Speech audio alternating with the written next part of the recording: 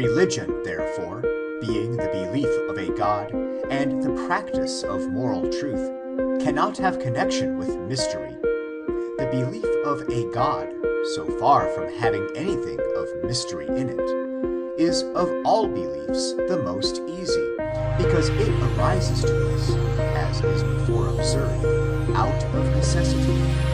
And the practices of moral truth, or in other words, a practical imitation of the moral goodness of God, is no other than our acting towards each other as He acts benignly towards all. We cannot serve God in the manner we serve those who cannot do without such service. And therefore, the only idea we can have of serving God is that of contributing to the happiness of the living creation that God has made. This cannot be done by retiring ourselves from the society of the world and spending a recluse life in selfish devotion. The very nature and design of religion, if I may so express it, prove, even to demonstration, that it must be free from everything of mystery and unencumbered with everything that is mysterious. Religion, considered as a duty, is incumbent upon every living soul alike, and therefore must be on a level to the understanding and comprehension of all. Man does not learn religion as he learns the secrets and mysteries of a trade. He learns the theory of religion by reflection.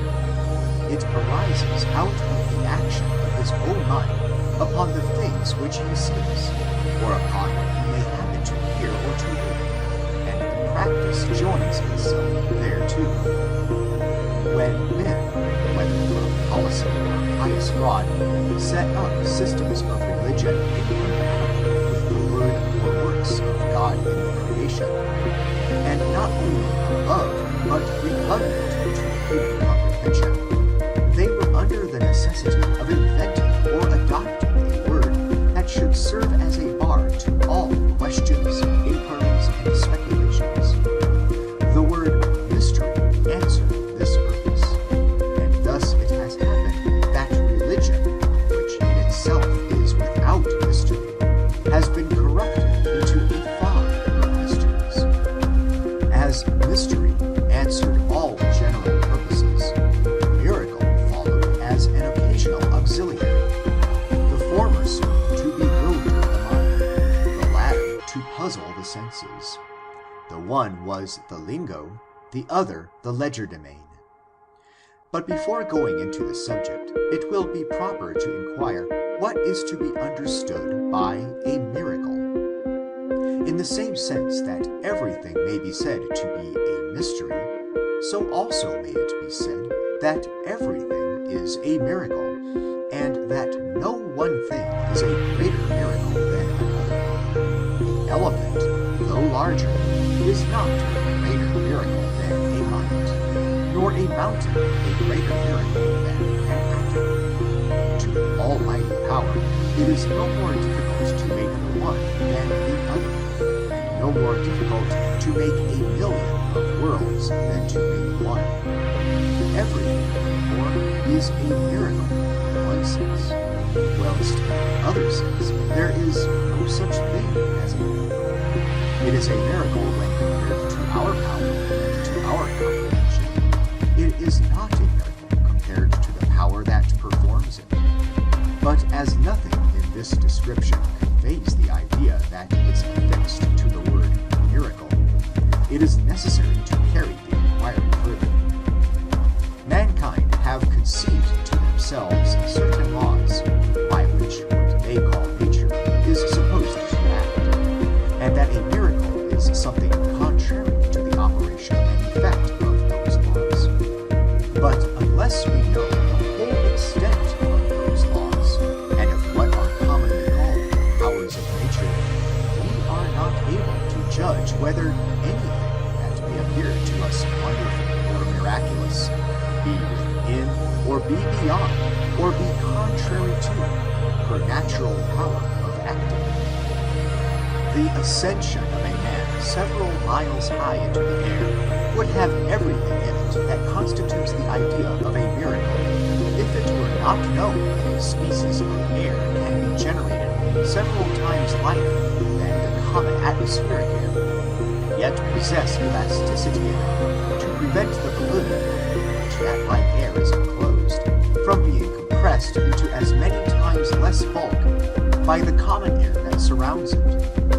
In like manner, extracting flames or sparks of fire from the human body, as visible as from a steel struck with a flint, and causing iron or steel to move without any visible agent, would also give the idea of a miracle if we were not acquainted with electricity and magnetism. So also would many other experiments in natural philosophy to those who are not acquainted with the subject. The restoring persons to life who are to appearance dead, as is practiced upon drowned persons, would also be a miracle if it were not known that animation is capable of being suspended without being extinct. Besides these, there are performances by sleight of hand and by persons acting in concert that have a miraculous appearance, which, when known, are thought nothing of. And besides these, there are mechanical and optical deceptions. There is now an exhibition in Paris of ghosts or spectres, which, though it is not imposed upon the spectators as a fact, has an astonishing appearance. As, therefore, we know not the extent to which either nature or art can go, there is no positive criterion to determine what a miracle is, and mankind, in giving credit to appearances, under the idea of there being miracles, are subject to be continually imposed upon. Since, then, appearances are so capable of deceiving, and things not real have a strong resemblance to things that are, nothing can be more inconsistent than to suppose that the Almighty would make use of means, such as are called miracles, that would subject the person who performed them to the suspicion of being an impostor, and the person who related them to be suspected of lying, and the doctrine intended to be supported thereby to be suspected as a fabulous invention. Of all the modes of evidence that ever were invented to obtain belief to any system or opinion to which the name of religion has been given, that of miracle, however successful the imposition may have been, is the most inconsistent. For, in the first place, whenever recourse is had to show for the purpose of curing that being, for the miracle under any idea of the word is a show, it implies a lameness or weakness in the doctrine that is preached. And in the second place, it is degrading the Almighty into the character of a showman, playing tricks to amuse and make the people stare and wonder. It is also the most equivocal sort of evidence that can be set up. For the belief is not to depend upon the thing called a miracle, but upon the credit of the reporter who says that he saw it. And therefore, they, were it true, would have no better chance of being believed than if it were a lie. Suppose I were to say that when I sat down to write this book, a hand presented itself in the air, took up a pen, and wrote every word that is herein written. Would anybody believe me? Certainly they would not. Would they believe me a whit the more if the thing had been a fact? Certainly they would not. Since then, a real miracle, were it to happen, would be subject to the same fate as the falsehood. The inconsistency becomes the greater of supposing the Almighty would make use of means that would not answer the purpose for which they were intended, even if they were real.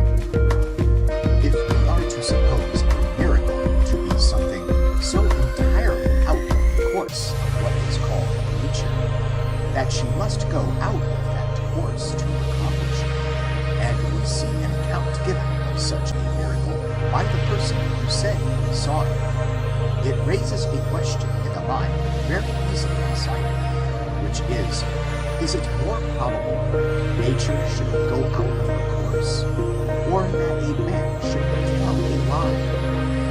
We have never seen in our time nature go out of her course, but we have good reason to believe that millions of lies have been told in the same time.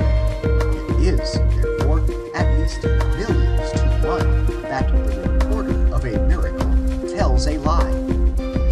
The story of the whale swallowing Jonah, though a whale is large enough to do it, borders greatly on the marvelous, but it would have approached nearer to the idea of miracle if Jonah had swallowed the whale. In this, which may serve for all cases of miracles, the matter would decide itself, as before stated. Namely, is it more probable that a man should have swallowed a whale or told a lie? But supposing that Jonah had really swallowed the whale and gone with it in his belly to Nineveh, and to convince the people that it was true, have cast it up in their sight of the full length and size of a whale, would they not have believed him to have been the devil instead of a prophet? Or if the whale had carried Jonah to Nineveh and cast him up in the same public manner, would they not have believed the whale to have been the devil, and Jonah one of his imps? The most extraordinary of all the things called miracles related in the New Testament is that of the devil flying away with Jesus and carrying him to the top of a high mountain, and to the top of the highest pinnacle of the temple, and showing him and promising to him all the kingdoms of the world. How happened it that he did not discover America? Or is it only with kingdoms that his sooty highness has any interest? I have too much respect for the moral character of Christ to believe that he told this whale of a miracle himself. Neither is it easy to account for what purpose it could have been fabricated, unless it were to impose upon the connoisseurs of miracles, as is sometimes practiced upon the connoisseurs of Queen Anne's bargains, and collectors of relics and antiquities, or to render the belief of miracles ridiculous by outdoing miracle, as Don Quixote outdid chivalry, or to embarrass the belief of miracles by making it doubtful by what power, whether of God or of the devil, anything called a miracle was performed. It requires, however, a